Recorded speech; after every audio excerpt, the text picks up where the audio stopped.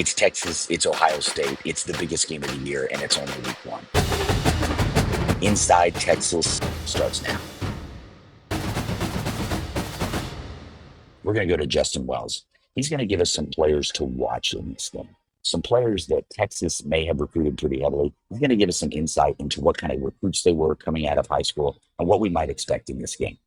What's up, Justin? Yeah, let's start with the best one, and that's Arch Manning. You know, it's the most interesting recruitment I've ever seen, covered. I've followed recruiting since 1995, and I've never ever seen anything like this. But I think we kind of expected it with the golden name of the Manning family and the fact that he was a 5-star and really just a tremendous prospect. There were only 3 schools that were really in it for Arch Manning: Texas, Alabama, and Georgia. And it really came down to probably Texas and Alabama. Now, believe it or not, Manning grew up a Texas fan. His family's godparents went to the University of Texas out of Highland Park. So they made sure Arch had Texas gear growing up, and he kind of got attached to it.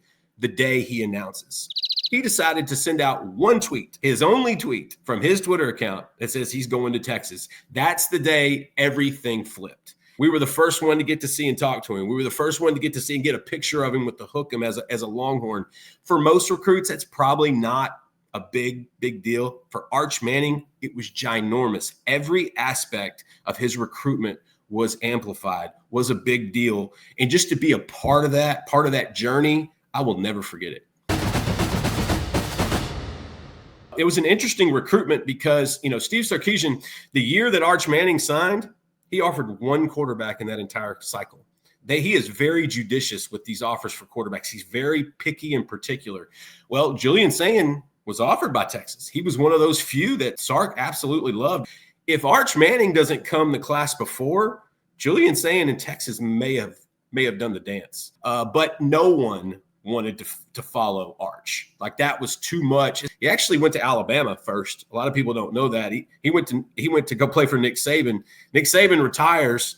Julian decides to relocate to Columbus and really went into a crowded Ohio State quarterback room like it usually is. Ryan Day is really good at stacking quarterbacks in that room. He waited his time. Listen, he has one of the prettiest footballs you're ever going to see. Now, he's a little small. He's a little slight. He's a little inexperienced. But I'm telling you, if Steve Sarkisian thought he was good enough for an offer, he's good enough to play at this level and beyond. Devin Sanchez was one of the best corner prospects I've ever seen out of Houston North Shore, the Galena Park area, known for tremendous athletes coming out of there. He was a 5-star. He was one of the top-rated kids in his class. Jack of all trades. He can play man. He can play press. He can play zone. Kind of stereotypical guy the NFL is looking for. He's long. He's lanky. He's twitchy. He's got range. And for Texas fans that got to follow his recruitment, this was on the surface kind of open and shut. He committed to Ohio State early, pretty much locked everything down. He was ready for the Buckeyes, but that's not reality.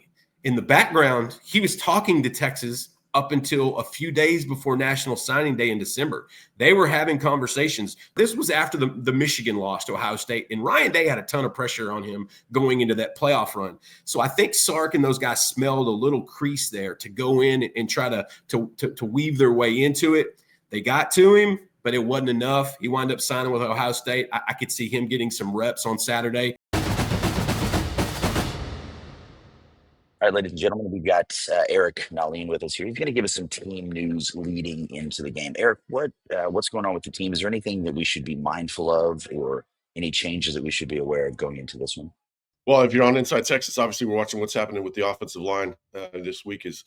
It sounds like things are still a little bit unsettled, and that's kind of that's been the theme of this August camp, preseason camp is how good is the offensive line going to be? How deep is the offensive line?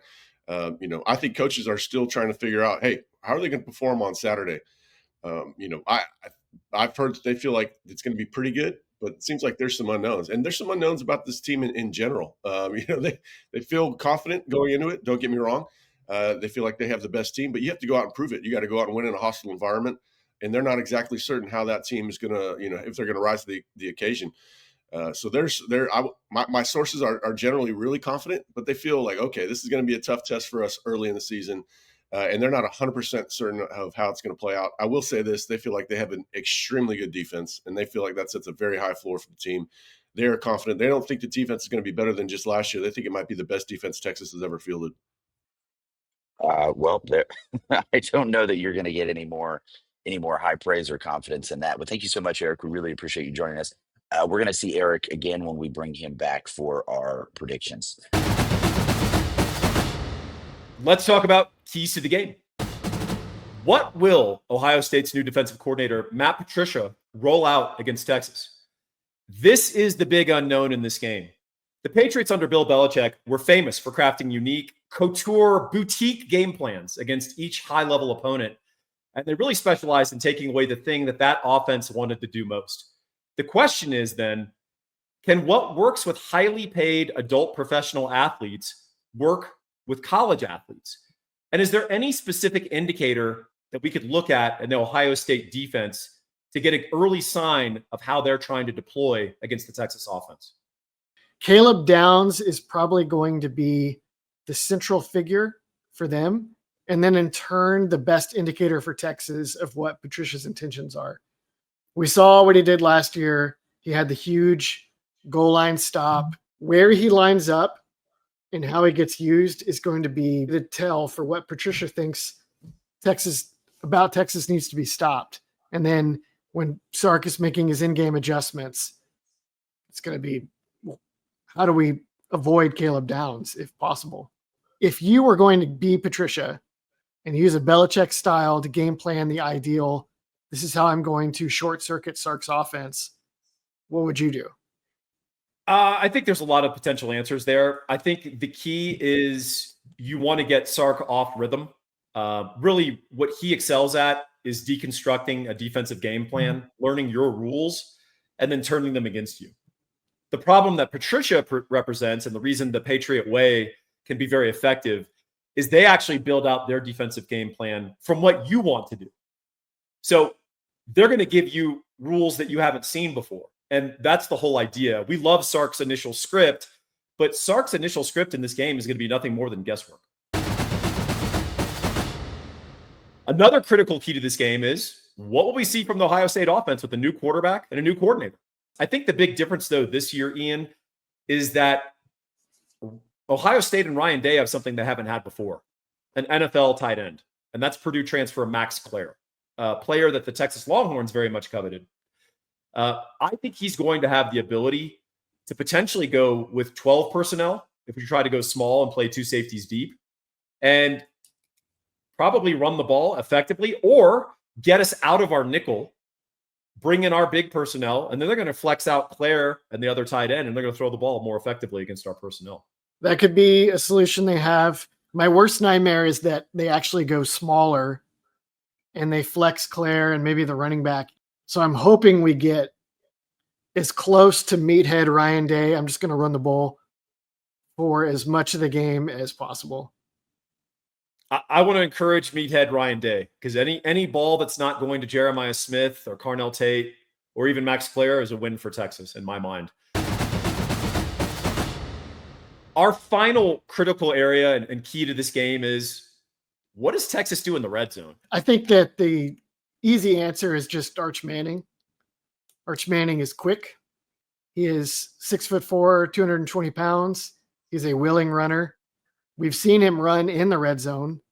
Last year, he was almost like a Tebow style bulldozer in the red zone in a few occasions against Georgia and Texas A&M. I don't know if they want that to be a full-time solution, but for a big game like this, I think Arch Manning is going to make it a lot easier to run the ball across the goal line. So it's not been Sark's MO to run his quarterback and expose him to shots from the defense. Maybe he got religion with Arch Manning, but it is noticeable and maybe confirmatory of some of Sark's biases that when he did run Arch against Ohio State, Arch got his bell rung, and we didn't see him run again in that game. Arch obviously needs to do a much better job of protecting himself and be judicious about when and where he decides to drop a shoulder on someone and who he's dropping a shoulder on. But what do you think is the over-under on Arch Manning design runs in this game? For designed runs, I'm going to go over under 4. For total runs, including scrambles, which are also scrambles can be a very nice problem solver in the red zone as well. I'm going to go up to 10. What do you think? Would you not 10 scrambles, but 10 total runs?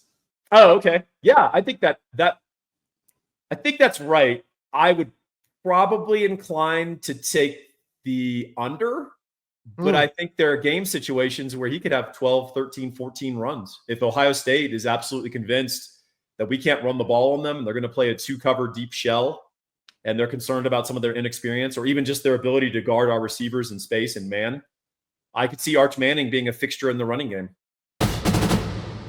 Hi, I want to tell you about Laura Baker. If you're looking for a new home in the 512 or even at this point, let's face it, 737 area code, there's only one number to call. That's Laura Baker at 512-784-0505.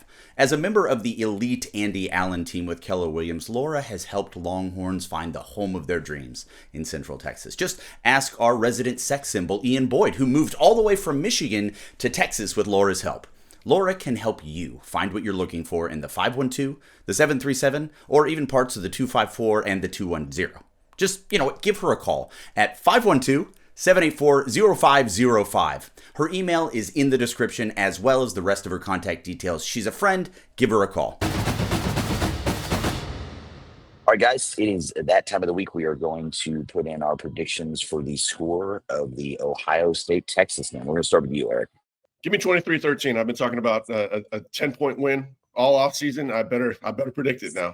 So as confident as I did. It's a lot easier to say that in the spring than it is now. But I do feel that Texas has the most advantages going into this game. The defense sets a high floor for the team overall in general, but especially in this game going against a first-time starter at quarterback. I'll stick with 23-13 Texas.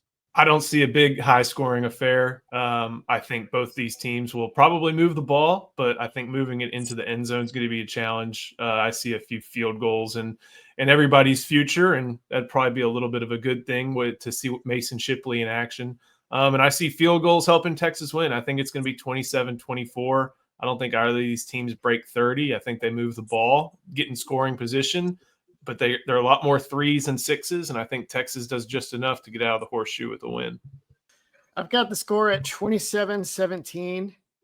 I just think ultimately Arch Manning's ability to make something out of nothing, to run the ball if they need to get it across the goal line, and just to be a little more proven playmaker than Julian's saying, it's going to be the difference. So I think Texas goes in and gets their third straight big road win to start a season. Ian, thank you for mentioning Arch Manning for algorithm purposes. I've looked at the analytics. I've looked at the statistics. I've taken apart both rosters. I've looked at coaching. I've looked at scheme. Ultimately, Patricia is a lady name. Texas 27, Ohio State 23. I don't know that we could get more comprehensive than that, but we're going to try by bringing in East Texas's own and punctual soldier, Justin Wells. Justin, if you could really quickly, and I don't know that quickly is in your vocabulary, but if you could give us your prediction for this score here and maybe a sentence or two why you think it's going to go that way. Well, I wanted to make sure I didn't hear or see anybody else's answers because I didn't want to be influenced. I wanted to have a clear mind here. But no, Joe Cook's right. This is going to be a low-scoring affair. I think the defenses are the strengths of both of these teams. They're both better than they were, I think, the year before on that side of the ball. And the offenses are both under, some changes. And so it's going to be low-scoring. But, man, it's going to be whoever punches the hardest, punches the longest. The turnover game is going to be key. Who's going to, force turnovers, who's going to be able to it's just going to be the first game of the year, so it's going to be a lot of jitters. It's going to be a lot of emotions. Who's going to be able to play under control? I like Texas. I think their defense is the best in the country. I think it's returning as such. I think the Arch Manning experience kicks off in the best possible way. It's going to be 23-20 Texas, and I think it's going to set the tone for really the 2025 season. That first month is going to be a lot of fun. Who had the over? Yeah, I definitely had the over. I was expecting a homily about like when he was 9 years old, there was a man in town named Old Man Parsons, and he had a hickory leg, a wooden leg, and I thought we were supposed to make these high and tight. You nailed it. You nailed it. Nailed Ladies and it. gentlemen, that is your roundtable for the week. We really appreciate you being here and joining us. Enjoy your Saturday. It's going to be really fun. Thank you so much. Thank you so much for joining us. Join us at InsideTexas.com for all the up-to-date information, analysis on recruiting, team news, and obviously our predictions for the game. We're going to be here 1 hour before kickoff for our pregame show, and we'd love for you to join us.